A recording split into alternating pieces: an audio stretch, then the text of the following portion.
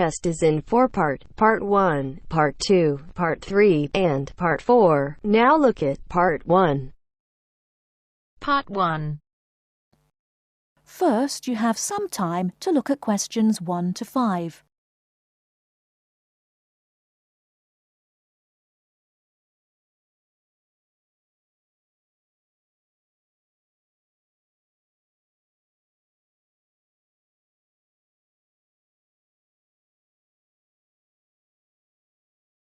Now we shall begin. You should answer the questions as you listen, because you will not hear the recording a second time. Listen carefully and answer questions 1 to 5. Kingsbury College, can I help you? Oh, hello. I'm ringing to find out about one of your courses. Yes. Is that a daytime or an evening course? Evening. Right. I'll just get a few details from you, if I may. Fine. Could I have your full name, first of all? It's Peter Wright. That's W-R-I-G-H-T. OK. And I don't need to know your exact age, but can you tell me which of these age groups you belong to? 18 to 25, 26 to 35, 36 to 45, or over 45? 18 to 25. Fine. And do you have a job, or are you a full-time student? I'm an accountant. I just do courses in my spare time for interest. OK. Right. And your address, Mr. Wright?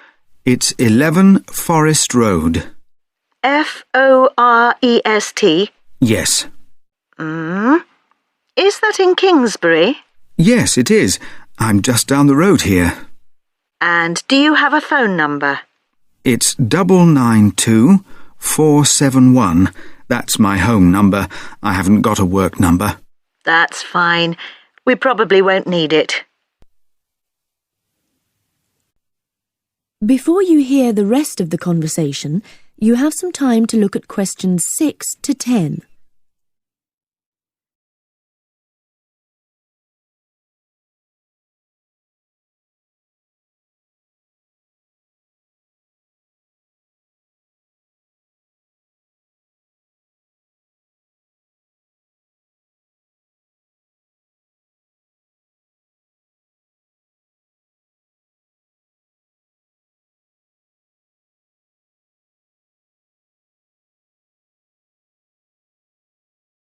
Now listen and answer questions 6 to 10.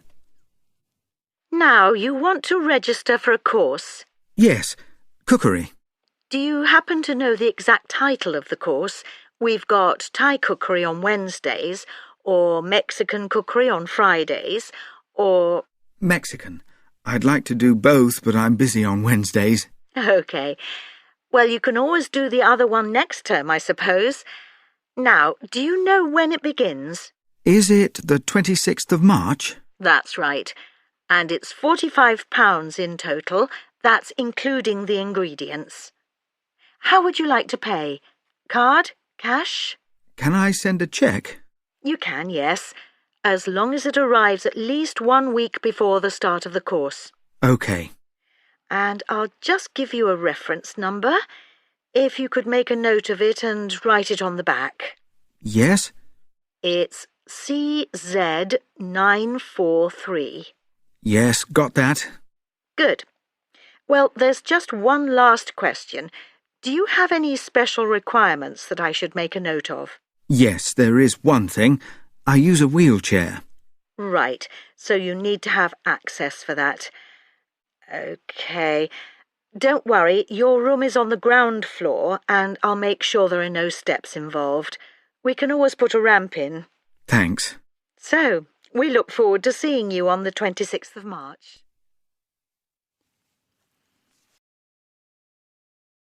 That is the end of Part 1.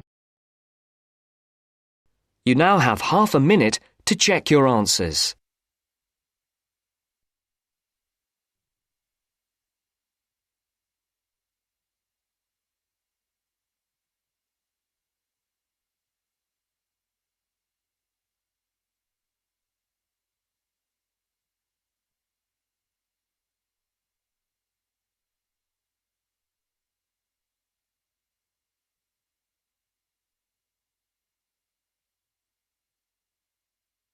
Now turns to Part 2.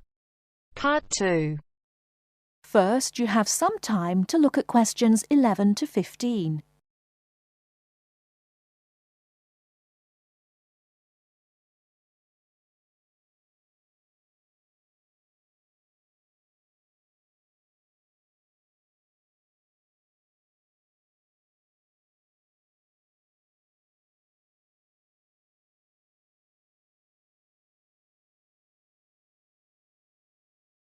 Now, listen carefully and answer questions 11 to 15. The Airbus A380 is a revolution in aircraft technology. Today I have as my guest Mr. James Carr, who worked on the project. Mr. Carr, when did you start working on the Airbus A380? I started working on the A380 project at the beginning of 2003, about a year after the first real construction began, although work on the plane began in 2000. Can you tell us something about the plane? It is the biggest passenger jet in the world, with a capacity of 550 to 600 seats. It is over 24 metres high and has a wingspan of around 80 metres.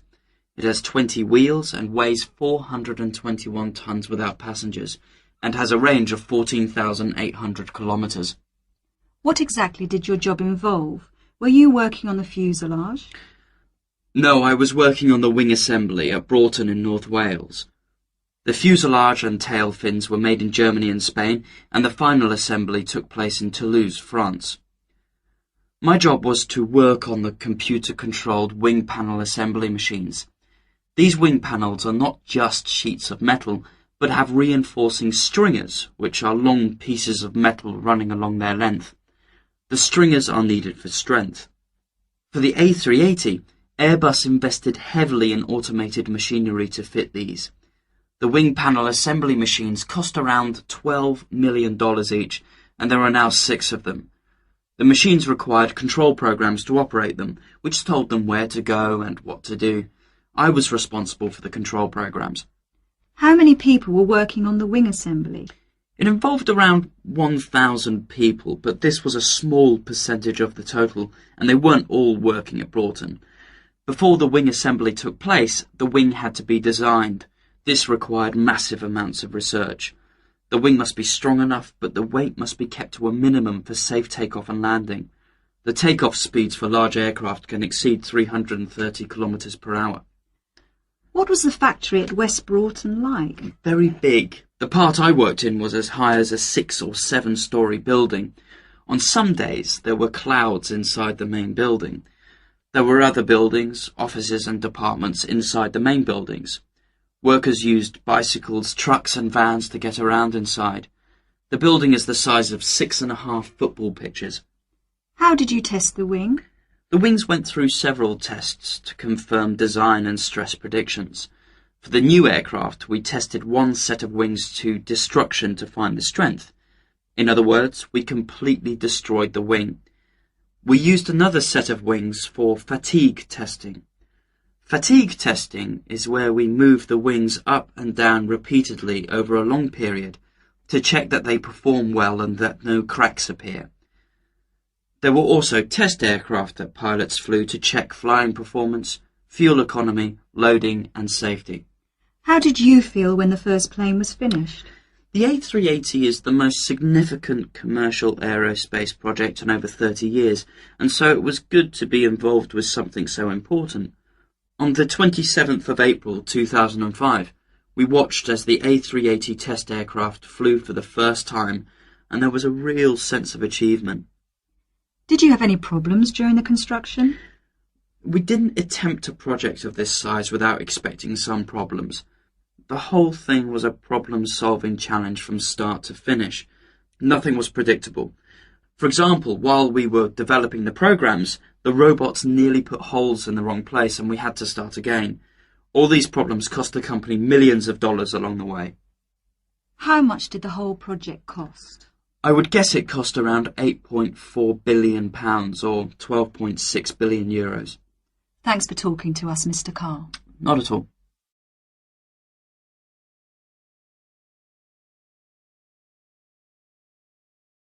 Before you hear the rest of the talk, you have some time to look at questions 16 to 20.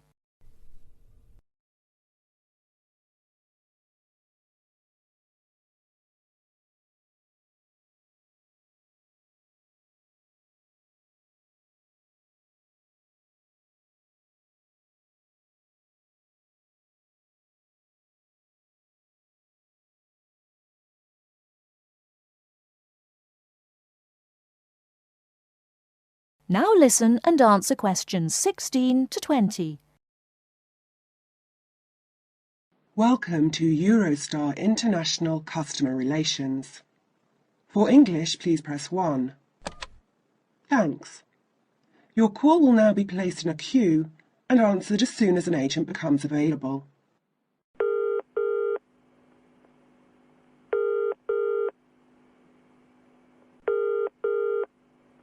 Which journey would you like to make? London to Paris, return. And what is your date of travel, please? The 21st of March, coming back on the 6th of April. What time of day would you like to travel? Around midday is best for me. There is one departing at 12:09 from Waterloo Station. Pardon? Could you repeat that, please? 12:09. 9 minutes past 12. Yes, 9 minutes past 12. Gets to Paris at 15:59. Right. I need to check the times of the trains coming back as well on the 6th of April. The latest I can get back to Waterloo is 9:15 p.m. What's the last one I could catch to get back by 9:15? How about if you arrive at 21:53? Is that okay? I think that would be too late because the last bus is at 9:30. Could you give me the one before that, please? Yes, I'll give you that. 1919 from Paris arrives London at 20:54. Sorry, what time was that from Paris? 1919. 19 minutes past 7. Sorry, I'm getting a bit mixed up. Could you run that by me again? Yes, of course. The train departs from Paris at 1919 and it arrives in London at 20:54. Got that. That will be fine. I'll need 2 tickets. Can we get a discount with our I6 student cards? Yes, of course. If you are under 26, you can get a discount making the price £59 for the round trip. I'm afraid I didn't quite catch that. Could you say it again? £59 for each return ticket, subject to availability. All right. Well, please could you book those now? Yes. How would you like to pay? I'll pay with my Visa card. Could you give me the name on the card and the number, please? The name is M. Kumada, Kumada.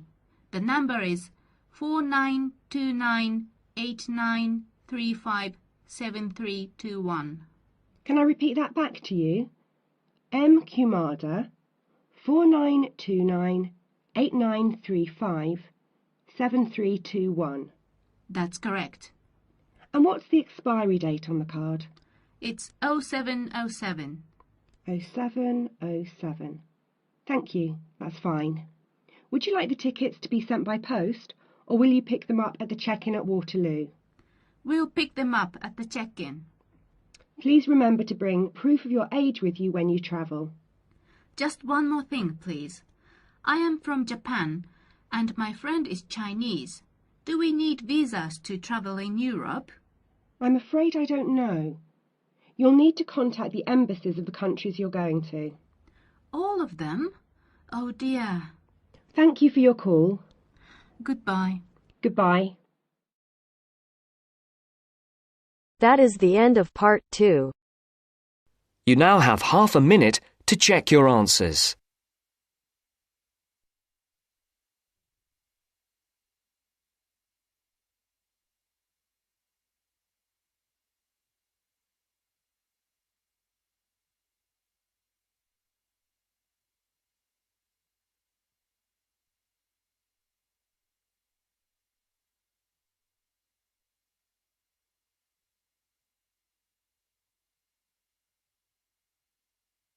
Now turns to Part 3.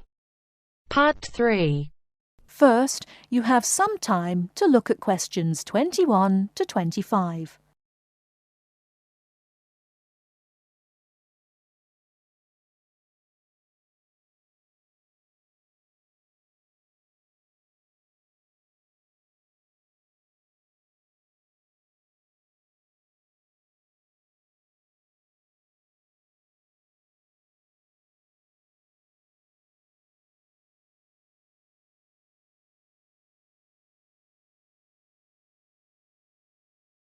Now, listen carefully and answer questions 21 to 25.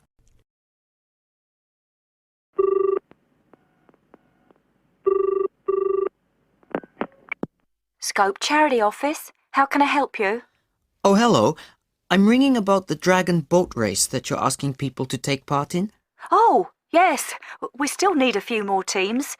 Are you interested in joining the race? Yes, we want to enter a team, but we don't know anything about it. Could I ask you for some more information first? Of course. I don't even know when it's being held. It's taking place on the 2nd of July. Is that a Saturday? No, it's a Sunday. It's a much more popular day and more people can take part then. Right. And where's it being held? At the Brighton Marina. Oh, I'm an overseas student. Could you spell that for me? Yes, it's Brighton Marina. That's Marina. Do you know where it is? I'm not sure. It's a couple of miles past the Palace Pier. Oh, yes, I know it. You take a right turning off the coast road, or you can cycle along the seafront. That's good. What time does the race start?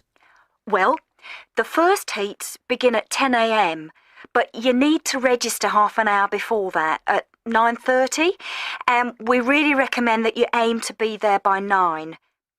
It's a good idea to arrange a meeting place for your team. Right. And the race is to help raise money for charity? It is. We're asking every team member to try and raise £35 by getting friends and or relatives to sponsor them.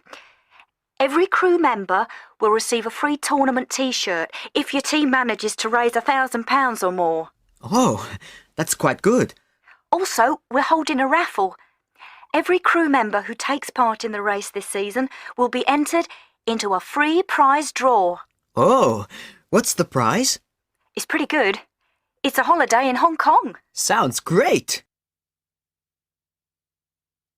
The man asks for more information. Before you hear the rest of the talk, you have some time to look at questions 26 to 30.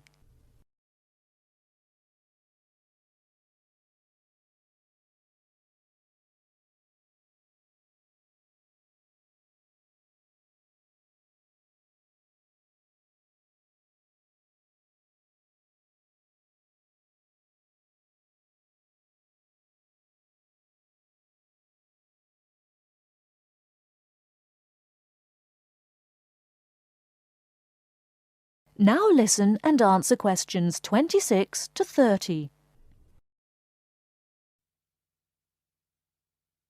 Is there anything else you need to know? Could you just tell me a little bit more about the teams? Well, you need to have a crew of 20 people for your Dragon boat, and you then need to agree on who's going to be the team captain. That will probably be you. Fine. I've got a group of 20 people who are interested. Do all the team members have to be a certain age? Well, there's no age limit as such, but if you have a team member who's under 18, then they have to get their parents' permission to take part. Yes, that makes sense. It isn't dangerous, but we do have boats that turn over in the water, and for that reason we need to insist that everyone wears a life jacket as well. And you can hire life jackets from us when your team arrives. What do you advise people to wear? Well, most people wear a T-shirt, shorts and trainers. I certainly wouldn't recommend that you wear jeans or boots. In fact, it's a very good idea to bring some spare clothes. Okay. It can get quite cold and wet if the weather's bad, and there's quite a bit of hanging around, especially if you qualify for the semi-finals or the final. I see what you mean. Have you got a name for your team? Oh, not yet, no. Well, you need to decide on one and then put it on the entrance form, which I'll send you. Oh, okay. So, if you'd like to give me your address, I'll be happy to send details first class. That is the end of part 3. You now have half a minute to check your answers.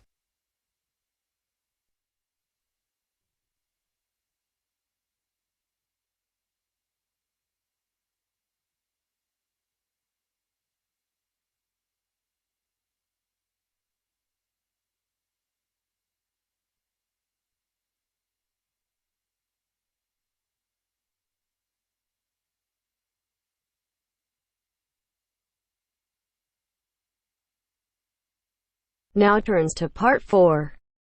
Part 4. You will hear part of a lecture about trumpets. First, you have some time to look at questions 31 to 40.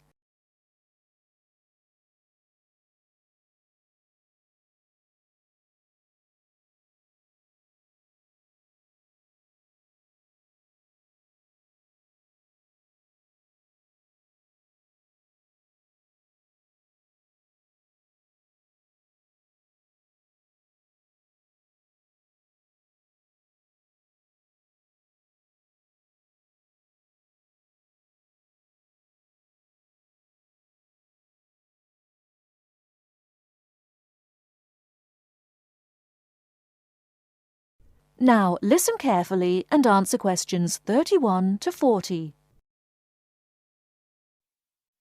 The trumpet is quite a remarkable instrument. Take the B-flat type, for instance, the kind of trumpet most people use today. If we stretched one out in a straight line, it would measure nearly 140 centimeters in length. What we see in the diagram, then, is a very long brass tube wrapped around itself in order to save space. To produce its characteristic sound, the musician blows continuously into the small metal cup on the left called the mouthpiece, which is shaped to fit the lips.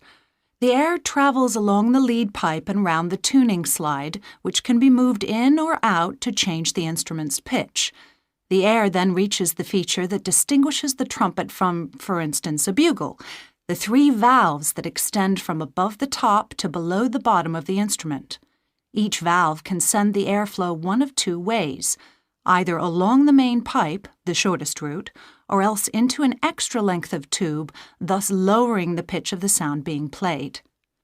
The musician does this by pressing one of the finger buttons at the top, diverting the air into the first tube if the first is pressed, into the second and shortest by using the second, or into the longest one, the third, by pressing number 3.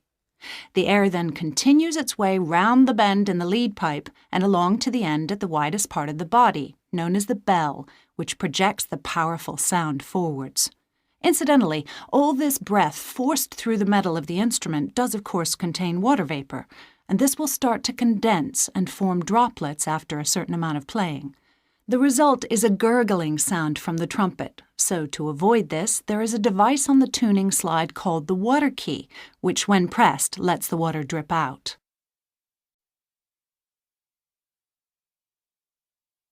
The trumpet in one form or another has been around for a long time. The earliest type we have actual proof of was a short, straight instrument used with marching soldiers by the ancient Egyptians' 18th dynasty, which makes it 3,500 years old, although other cultures in China and Peru certainly had something similar very early on. This use of the trumpet in military contexts, as well as at ceremonial occasions, was to continue through the times of the ancient Greeks and Romans, but it wasn't until the 17th century that it became a genuinely popular instrument, at least in the West. At the beginning of the 18th century, it was finally accepted as part of the typical orchestra, and the addition of valves in the 19th century, making it much more versatile, consolidated its position as a major orchestral instrument. Nowadays, the sound of the trumpet, which is of course both loud and clear, means that for many pieces it is used to lead the brass section of the orchestra. This sound and its versatility have helped extend its use to other forms of music, such as jazz and pop, but there is another very practical reason for its widespread popularity. In comparison with many others, such as the tuba, the cello, or even the trombone, it is a fairly small instrument that can easily be transported and played just about anywhere. The downside of all this popularity, though, is that as everyone wants to be a trumpeter, it can be difficult for the young musician looking for work to find a vacancy. As a result, it's often the case that quite a few of the French horn players in a modern orchestra actually began their musical careers as trumpet players. That is the end of part 4. You now have half a minute to check your answers.